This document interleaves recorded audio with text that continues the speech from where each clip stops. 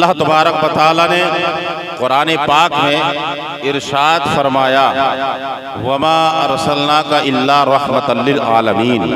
ऐ महबूब, हमने तुम्हें रहमतुल लिल आलमीन बनाकर भेजा। ज़मीनों के लिए रहमत, आसमानों के लिए रहमत, शजर व हजर के लिए रहमत, जिन्नो बशर के लिए रहमत, शम्स व कमर के लिए रहमत, पूरी कायनात के लिए रहमत बनाकर मेरे आका को भेजा गया है। परवरदिगार आलम इरशाद फरमाता है, ऐ मेरे महबूब, हमने तुम्हारा ही सदका दुनिया वालों को अता फरमाया है। तुम्हारे सदके में जमीन का फर्श बिछाया है, आसमान का शामियाना लगाया है, शजर व हजर को बनाया है, जिन्नो बशर को बनाया है, शम्स व कमर को बनाया है, पूरी कायनात को बनाया है। ऐ महबूब, मैंने तेरा सदका अपने बंदों को अता फरमाया है। और इरशाद फरमाया, बंदों की तरफ मुखातिब होकर रब इरशाद फरमाता है, ऐ मेरे बंदे, मैंने जमीन का फर्श बिछाया, अपने महबूब के सदके में बिछाया, आसमान का शामियाना लगाया, अपने हबीब के सदके में लगाया। ऐ मेरे बंदे, ये सब कुछ तेरे लिए तो बनाया गया है। ऐ मेरे बंदे, जमीन तेरे लिए, आसमान तेरे लिए, शजर व हजर तेरे लिए, जिन्नो बशर तेरे लिए, शम्स व कमर तेरे लिए, पूरी कायनात बनाई है तेरे लिए। ऐ मेरे बंदे, मैंने पूरी कायनात बनाई है तेरे लिए, लेकिन तू बना है सिर्फ मेरे लिए।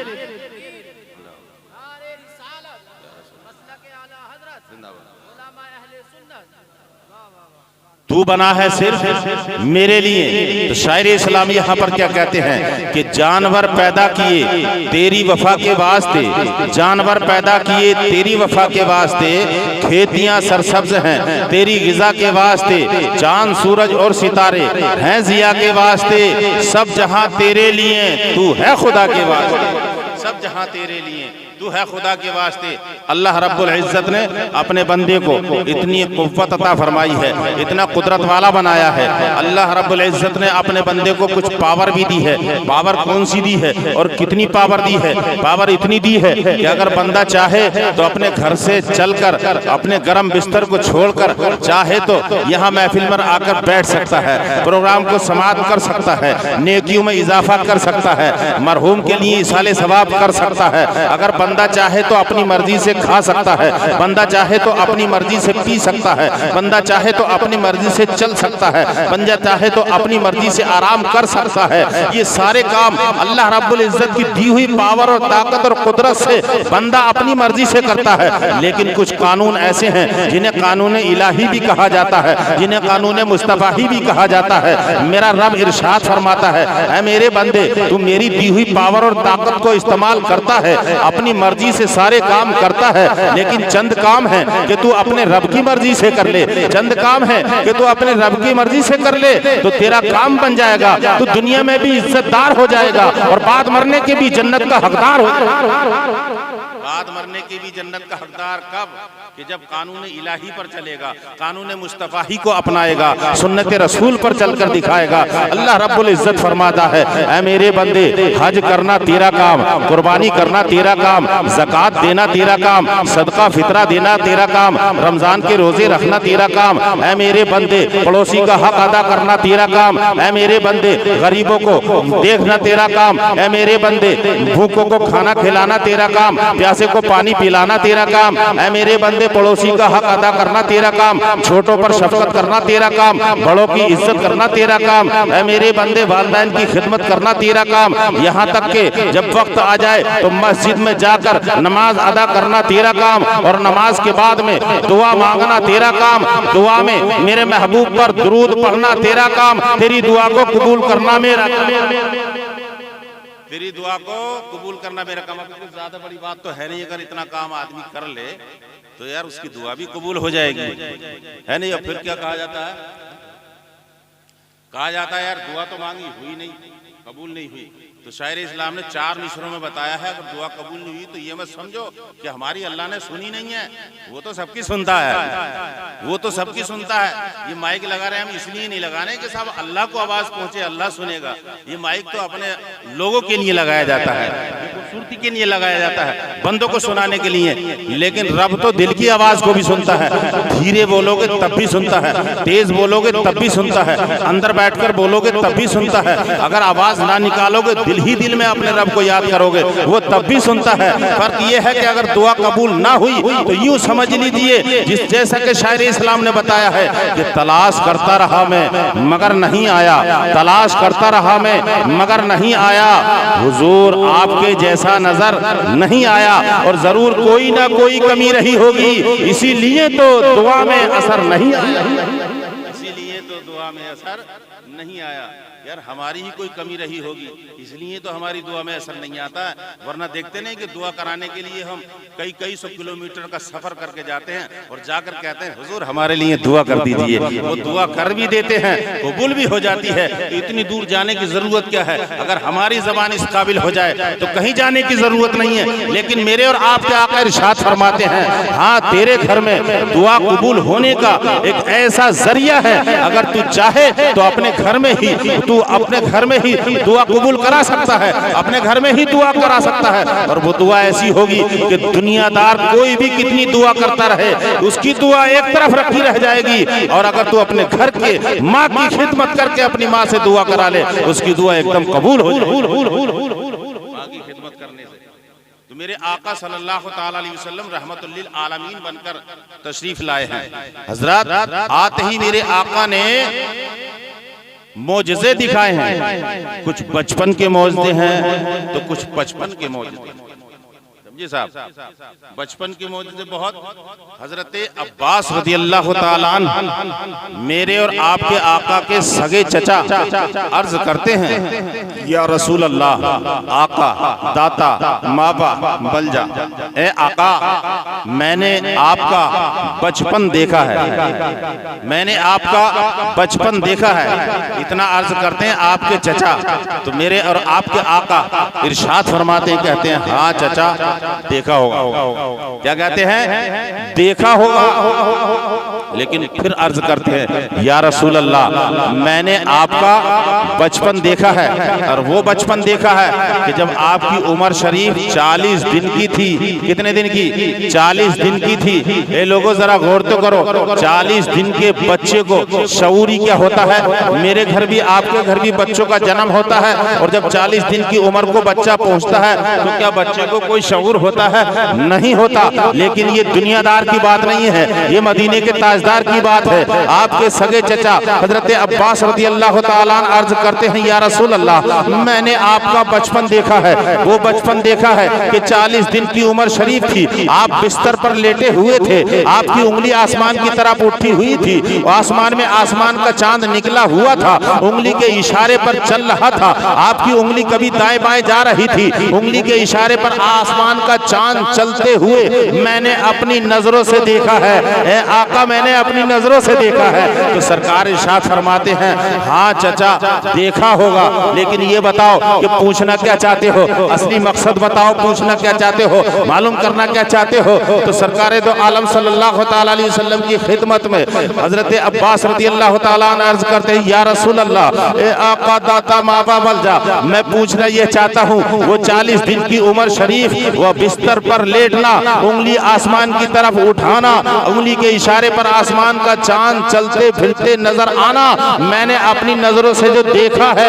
ए आका क्या वो वक्त आपको याद है? वो पीरियड आपको याद है? तो मेरे और आपके आका इरशाद फरमाते हैं, ए चचा वो तो मेरे दुनिया में आने के बाद की बात है। मैं वो बात ना बता दूं कि मैं आलम दुनिया में भी नहीं आया था, आलम माँ के शिकम में था। उस वक्त जो लोहे महफूज पर वो कलम चलता था, उस कलम के चलने की चरचराहट की आवाज को मैं माँ के शिकम में अपने कानों से सुन लिया करता था।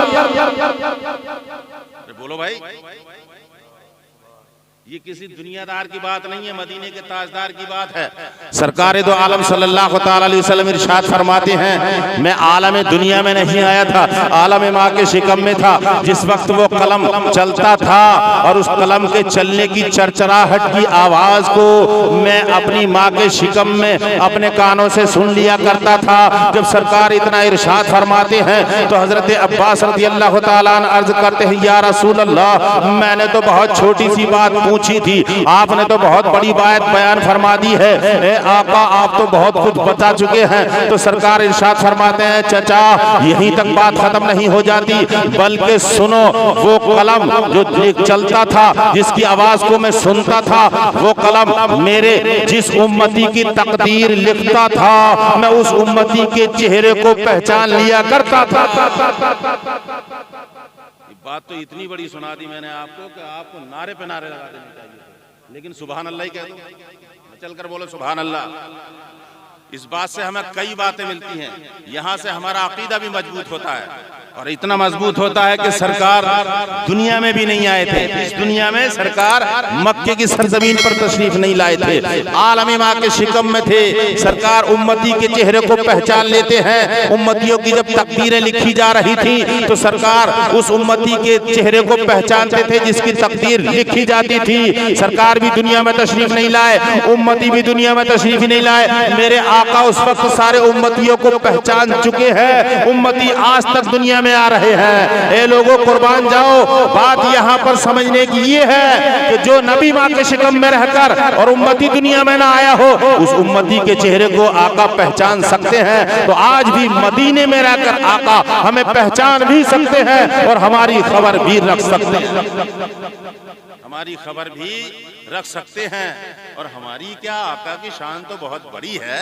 मेरे और आपके आका तो हमारी खबर नहीं बल्कि पूरे हिंदुस्तान की खबर रखते हैं। पूरे हिंदुस्तान की नहीं, वो तो चीन और जापान की भी खबर रखते हैं। मेरे आका तो पाकिस्तान की भी खबर रखते हैं। मेरे आका तो आसमान की भी खबर रखते हैं। मेरे आका तो जमीन के अंदर जो जा चुके हैं उनकी भी खबर रखते हैं। मेरे आका की शान तो ये है कि वो पूरे जहान की खबर रखते हैं। जब हमने आका की तारीफ की तो एक बदअकीदे ने सवाल कर दिया, कहा मौलाना, हमने कहा भाई फरमाना, कहा कैसी बात करते हो, आका रहते मदीने में है, क्या वो हिंदुस्तान की खबर रखते हैं? आका रहते मदीने में है, क्या वो पाकिस्तान की खबर रखते हैं? आका रहते मदीने में है, क्या वो चीन और जापान की खबर रखते हैं? आका रहते मदीने में है, क्या वो हिंदुस्तान और पाकिस्तान की खबर रखते हैं? आका रहते मदीने में है, क्या वो आसमान की खबर रखते हैं? आका रहते मदीने में है, क्या वो पूरे जहान की खबर रखते हैं? हमने कहा तुम भी तो किसी की खबर रखते होगे। तो उसने कहा, कब जेब से मोबाइल निकाला और कहा मौलाना कैसी बात करते हो,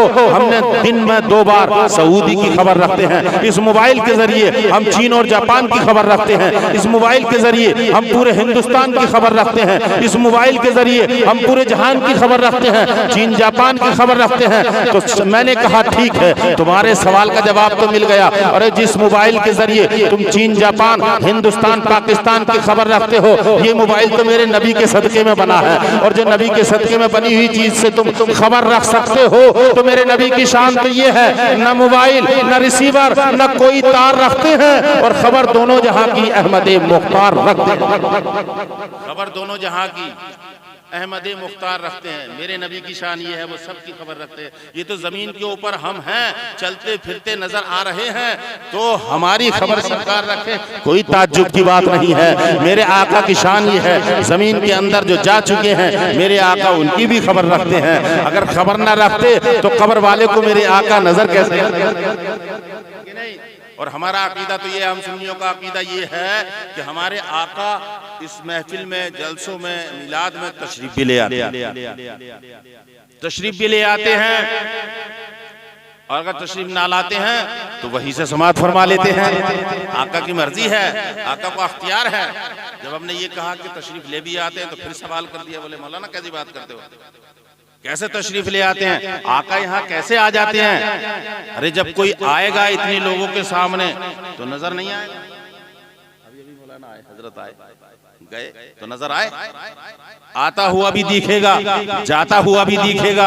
और मौलाना आप कहते हो कि नबी मिलाद में तशरीफ ले आते हैं, जलसे में आ जाते हैं, तो फिर नजर क्यों नहीं आते हैं? हमने कहा तुम्हारा सवाल तो सही है, सवाल तो सही है कि जब कोई आएगा तो नजर क्यों नहीं आएगा।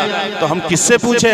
लाओ कारी अयूब साहब से मशवरा कर लें, लाओ उनसे मशवरा कर लें, इनसे मशवरा कर लें। सबने मिलकर कहा किसी से मत पूछो, अपने आका से पूछो। आलमी तसव्वुर में मैंने पूछा, ए आका दाता मापा मलजा। लोग तो ये कहते हैं, हमारा अकीदा तो ये है कि आप महफिल में तशरीफ ले आते हैं, जहाँ आपका जिक्र होता है वहाँ आप तशरीफ ले आते हैं। आका हमारा अकीदा तो ये है। लेकिन लोग सवाल करते हैं कि तशरीफ कैसे लाते हैं, सरकार आते हैं तो हमें नजर क्यों नहीं आते हैं? ए आका, आप वाकई आ जाते हैं? अगर आते हैं तो बताइए नजर क्यों नहीं आते हैं? और लोग बताते हैं कि सरकार आप कब्र में अपने उम्मती की कब्र में तशरीफ ले जाते हैं और कब्र वाले को तो नजर आ जाते हैं, लेकिन महफिल में जब आते हैं तो उनको नजर क्यों नहीं आते हैं? तो सरकार फरमाते हैं, आका फरमाते हैं, आलम तसव्वुर में बताते हैं, कहते हैं मौलाना घबराने की जरूरत नहीं है, ऐ मेरे गुलाम घबराने की जरूरत नहीं, परेशान होने की जरूरत नहीं है। बता दो लोगों को हम नजर क्यों नहीं आते हैं, नजर कब्र के अंदर नजर क्यों आते हैं? बता दो। इसलिए नजर आते हैं कि लोग बिन देखे हमें मानते हैं या नहीं मानते। आते हैं, लेकिन सरकार ये आजमाइश करते हैं कि बिन देखे मुझे मानता है कि नहीं मानता है। तभी तो किसी ने कहा था कि सुन्नत वैस करनी की जिंदा करेंगे हम, और बिन देखे मुस्तफा से मोहब्बत करेंगे। बिन देखे मुस्तफा से मोहब्बत करेंगे हम। मेरे आका इसलिए नजर नहीं आते हैं कि देखूं बिन देखे मुझे मानता है कि नहीं मानता है। तो हम लोगों का अकीदा है कि हम बिन देखे सरकार पर दुरूद व सलाम, सरकार की महफिल में बैठते हैं, नजर नियाज सब कुछ करते हैं। पता चला कि सरकार, फिर पूछा आलम तसव्वुर में आका कब्र में नजर क्यों आते हैं? फिर कब्र वाले को दिखाई देते हैं चेहरा, आप जियारत कराते हैं चेहरे की कब्र वाले को, जिस कब्र में आप जाते हैं। तो सरकार इरशाद फरमाते हैं, उसे नजर इसलिए आता हूँ कि वो मुझे देखकर पहचानता है या नहीं पहचानता। तो यार आशिक मुस्तफा तो पहचान लगा, जिसने दुरूद व सलाम पढ़ा होगा, आका की मोहब्बत दिल में होगी तो वो तो जरूर पहचान लेगा। बात दरअसल ये नहीं थी, मैं अर्ज तो ये करना चाह रहा था कि सरकार सल्लल्लाहु अलैहि वसल्लम रहमतुल लिल आलमीन बनकर तशरीफ लाए तो कुछ मौजज़े बचपन के हैं, कुछ मौजज़े बचपन के हैं। मेरे सरकार तो सरापा मौजज़ा बनकर तशरीफ लाए हैं। हज़रत गिरामी हजरत हलीमा सादिया बयान फरमाती हैं, कहती हैं कि मैं सरकार तो आलम सल्लल्लाहु ताला अलैहि वसल्लम को अपने घर लेकर आ गई, बिस्तर पर लिटा दिया। बिस्तर पर लिटाने के बाद सरकार तो आलम सल्लल्लाहु ताला अलैहि वसल्लम को जैसे ही घर में लाई, घर में बरकतें ही बरकतें नजर आने लगी, बहारें ही बहारें नजर आने लगी। हजरत हलीमा सादिया बयान फरमाती हैं कि मैं जब सरकार तो आलम सल्लल्लाहु ताला अलैहि वसल्लम की उम्र शरीफ जब 4 बरस की हुई, कितने बरस की? 4 बरस की उम्र शरीफ हुई, तो हजरत हलीमा सादिया बयान फरमाती हैं, मैं आका को अपने साथ में लेकर आका के घर वालों से मिलाने के लिए, आका के घर वालों को दिखाने के लिए, आका के परिवार वालों से तारुफ कराने के लिए, मुलाकात कराने के लिए आका को अपने साथ में लेकर चली, अपने साथ में लेकर चली। सरकार सल्लल्लाहु अलैहि वसल्लम का बचपन का आलम है, 4 बरस की उम्र शरीफ है। हलीमा सादिया के साथ में सफर कर रहे हैं, रास्ते में जा रहे हैं। चलते चलते हलीमा सादिया ने देखा, क्या देखा कि सामने रास्ते के किनारे एक कुआं है और उस कुएं के करीब एक खातून खड़ी हुई ज़ारो कतार रो रही है। हजरत गिरामी रोने वाली खातून रो तो रही थी, लेकिन रोने वाली खातून की नजर आने वाली हजरत हलीमा के ऊपर पड़ जाती है। जैसे ही हजरत हलीमा को आते हुए देखा, साथ में बच्चा भी देखा, तो रोने वाली खातून की आवाज में इजाफा हो गया, रोने में इजाफा हो गया। यानी अभी तो वो धीरे धीरे रो रही थी, लेकिन आने वाली हजरत हलीमा सादिया को देखकर वो तेज तेज रोने लगी हजरात, और रोते रोते कहने लगी, मेरी बहन मेरे करीब आओ, मेरी बहन मेरे पास आओ, मेरी बहन मेरे करीब आ जाओ। जैसे ही हजरत हलीमा सादिया ने कदम बढ़ाया और रोने वाली खातून ने अर्ज किया, कहने लगी मेरी बहन करीब आ जाओ, तो हजरत हलीमा सादिया इरशाद फरमाती, कहती हैं, रोने का मतलब बताओ, रोने का मकसद बताओ, तुम क्यों रो रही हो, तुम्हें कौन सा नुकसान हो गया, तुम्हें किस परेशानी में घेर लिया है, रोने का मतलब तो बताओ। तो वो रोने वाली खातून अर्ज करती है, मेरी बहन क्या बताऊं, मेरा काम बिगड़ गया, मेरा काम बनवाओ, मेरी बहन मैं क्या बताऊं, मैं तो बर्बाद हो गई, मेरा काम बिगड़ गया है, मेरा काम बनवाओ। हजरत हलीमा सादिया बयान फरमाती हैं, जरा बताओ तो सही तुम्हारा कौन सा काम बिगड़ गया है, बताओ तो सही तुम्हें कौन सी परेशानी ने घेर लिया है, किसने तकलीफ पहुंचाई है। तो वो रोने वाली खातून अर्ज करती है, मेरी बहन ये सामने जो कुआं देख रही हो, इस कुएं के अंदर मैं झांक कर पानी देख रही थी, मेरी गोद में मेरा फर्जंद, मेरी गोद में मेरा फर्जंद था, मेरी गोद ढीली पड़ गई, मेरी गोद से मेरा बच्चा उछल कर कुएं में गिर गिर गया। मेरी बहन मेरा सारा काम बिगड़ गया है।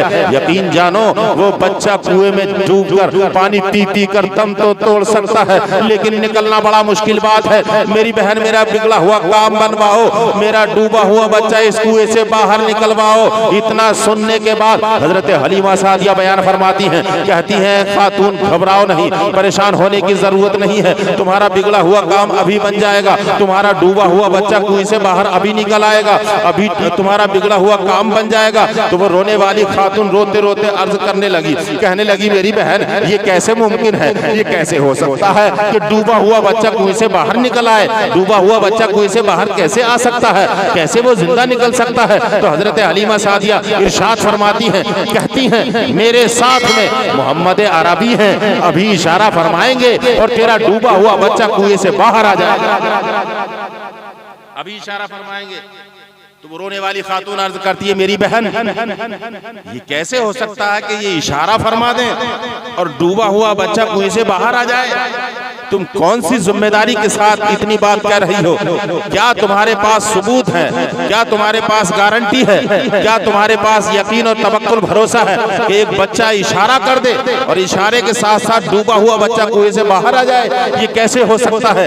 तो हजरत हलीमा सादिया ने समझाया और कहा कि खातून सुन ले, तूने नहीं देखा तो मैंने तो देखा है। जब मैं इनको अपने घर लेकर गई, इस बच्चे को मैं अपने घर ले गई, मैंने बच्चे को लेटा दिया, झूले में लेटा दिया। जब झूले में लेटा दिया तो मेरे आका सल्लल्लाहु ताला अलैहि वसल्लम झूले में लेटे हुए हैं, हलीमा सादिया के घर लेटे हुए हैं। हजरात गिरामी हलीमा सादिया बयान फरमाती हैं, कहती हैं कि जब सरकार को मैंने झूले में लिटा दिया तो सरकार की उंगली आसमान की तरफ उठी हुई थी। मैंने देखा कि झूले में सरकार की उंगली आसमान की तरफ उठी हुई थी, तो उंगली कभी दाईं तरफ जा रही थी, उंगली कभी बाईं तरफ जा रही थी। सरकार की उंगली कभी सरहाने की तरफ चली जाती थी, सरकार की उंगली कभी पायथी की तरफ चली जाती थी। मैंने देखा कि जैसे जैसे सरकार की उंगली दाईं बाईं तरफ जा रही थी और सरहाना पायथी की तरफ जा रही थी, मैंने जब आसमान की तरफ देखा तो आसमान में आसमान का चांद निकला हुआ था, चांदनी फैलाए हुए था, उंगली के इशारे पर चल रहा था। कभी सरकार की उंगली दाईं तरफ जाती थी तो उंगली के इशारे पर आसमान का चांद भी दाईं तरफ जा रहा था,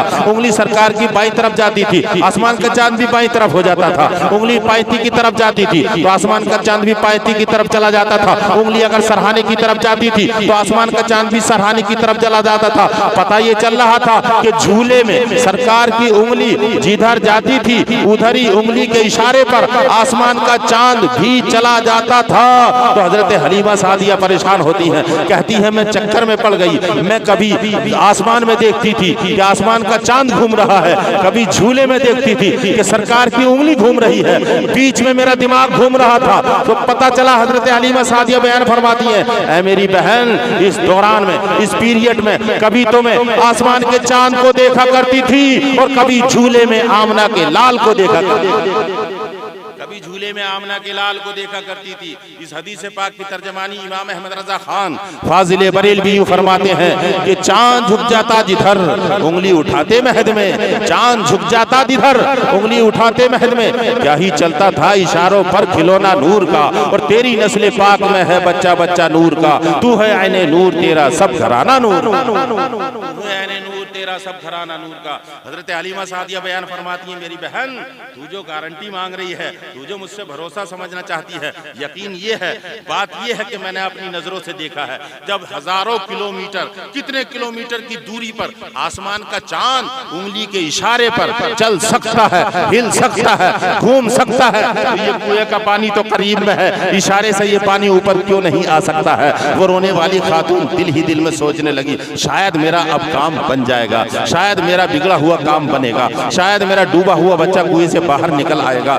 रात दिल ही दिल में वो सोचने लगी, यकीन होने लगा, तवक्कुल होने लगा, भरोसा होने लगा। हजरत हलीमा सादिया बयान फरमाती हैं, मैं सरकार दो आलम सल्लल्लाहु ताला अलैहि वसल्लम को कुएं के करीब ले गई। सरकार दो आलम सल्लल्लाहु ताला अलैहि वसल्लम ने मुस्कुराते हुए कुएं में झांक कर देखा और झांकते ही मुस्कुराते हुए मेरे और आपके आका ने कुएं में थूक शरीफ डाल दिया, और थूक शरीफ की बरकत ये हुई कि जैसे ही आका ने कुएं में लाबे दहन डाला, थूक शरीफ डाल दिया, तो थूक शरीफ की बरकत से कुएं कुएं का पानी हिलने लगा, घूमने लगा और धीरे धीरे ऊपर को चढ़ने लगा, यहाँ तक कि थूक शरीफ की बरकत से कुएं का पानी ऊपर को आता जाता था और उस खातून का डूबा हुआ बच्चा भी पानी के साथ ऊपर को चलता आता था। हजरात, यहाँ तक कि थूक शरीफ की बरकत से कुएं का पानी ऊपर तक चढ़ आया और थूक शरीफ की बरकत से कुएं का पानी ऊपर तक चढ़ आया और उस पानी के साथ साथ उस खातून का डूबा हुआ बच्चा भी बाहर निकल आया।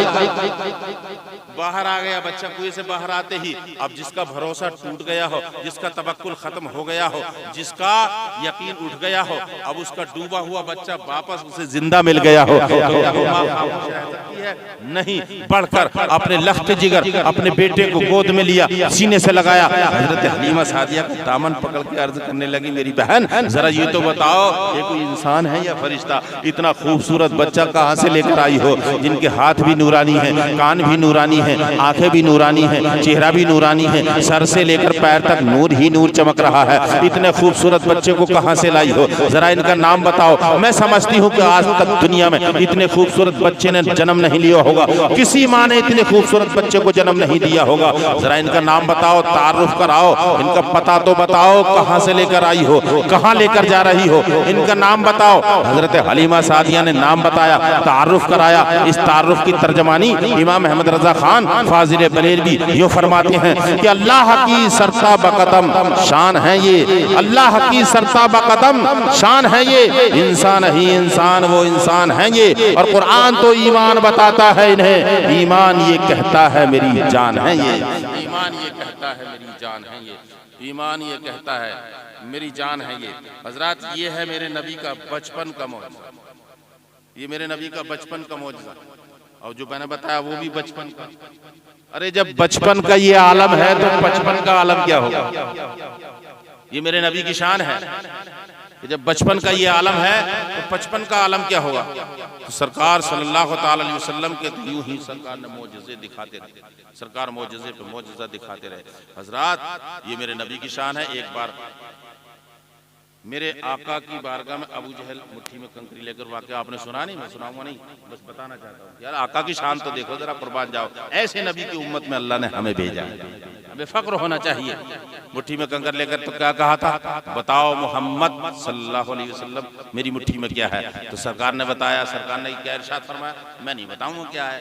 तो अबू जहल कूद गया, क्योंकि मैं कहने लगा, अबू जहल कहने लगा, जब सरकार ने फरमाया नहीं कि मैं नहीं बताऊंगा क्या है, तो अबू जहल कूद कर कहने लगा, बोले ठीक है, बस मैं ही जीत गया। वो तो मोहम्मद सल्लल्लाहु अलैहि वसल्लम मना फरमा रहे हैं, कह रहे हैं कि मैं नहीं बताऊंगा। लेकिन अगली बात तो सुनो, सरकार फरमाते हैं मैं नहीं बताऊंगा तेरी मुट्ठी में क्या है, बल्कि तेरी मुट्ठी में जो है वो बताए कि मैं क्या हूं, तेरी मुट्ठी में जो है। तो अबू जहल कहने लगा, सरकार है मोहम्मद सल्लल्लाहु ताला अलैहि वसल्लम, ऐसा तो कभी हो ही नहीं सकता कि जो मेरी मुट्ठी में है वो बोल जाए और बता दे कि तुम क्या हो। तो सरकार फरमाते नहीं, ऐसा हो जाएगा, वो बता देगी क्या है, वो बोल कर बताएगी कि मैं क्या हूँ। तो सरकार सल्लल्लाहु अलैहि वसल्लम तो कहते हैं कि वो खुद बताए कि मैं क्या हूँ। तो अबू जहल कहता है मेरी मुट्ठी में जो है वो बोलने वाली चीज नहीं है, बस तुम इतना बता दो क्या है। कहा बोलने वाली है या ना है, लेकिन आज बोलेगी। कहा ऐसा हो ही नहीं सकता और ना कभी ऐसा हुआ है। अबू जहल कहता था ऐसा हो नहीं सकता, न कभी ऐसा हुआ है। तो सरकार फरमाते हैं जैसा कभी ना हुआ ऐसा आज। जरा देख तो सही, सुन तो सही। अबू जहल ने जो मुट्ठी को कान पे लगाया ना, तो अंदर ही अंदर पड़ रही, सुभान अल्लाह। फेंक दिया कंकरों को, फेंक कर कहा यार मेरी मुट्ठी में, मेरे कलच में उठा के मिलाया, मेरे कब्जे में सब बात और कलमा दूसरे का पढ़ दिया। तो मेरे सरकार के ये मौजज़े, हर जगह मेरे आका ने मौजज़े दिखाए हैं। क्या पूछो, सरकार की शान तो बहुत बड़ी है, वलियों की शान भी बहुत बड़ी है, अली की शान भी बहुत बड़ी है, और तमाम आज के उलमा की शान भी बहुत बड़ी है। लेकिन समझे या नहीं समझे, बहरहाल अल्लाह ताला से दुआ करें कि परवरदिगार आलम हम सबको सुन्नत रसूल सिरातुल मुस्तकीम पर चलने की तौफीक अता फरमाए। जो कुछ बयान किया है, इसमें गलतियाँ खामियाँ कोताहियाँ हों, अल्लाह ताला उसको माफ़ फरमाए। अस्तगफिरुल्लाह रब्बी मिन कुल्ली ज़ंबिन व अतूबु इलैह। पढ़ लीजिए ला इलाहा इल्लल्लाहु मुहम्मदुर रसूलुल्लाह। कितनी अच्छी आज ये रात हो गई कि मौलाना सिराज की आपसे मुलाकात हो गई। ऐसा लगता है कि मेराज की रात हो गई। ईमान की आंखों से देखो, रहमत की बरसात हो गई।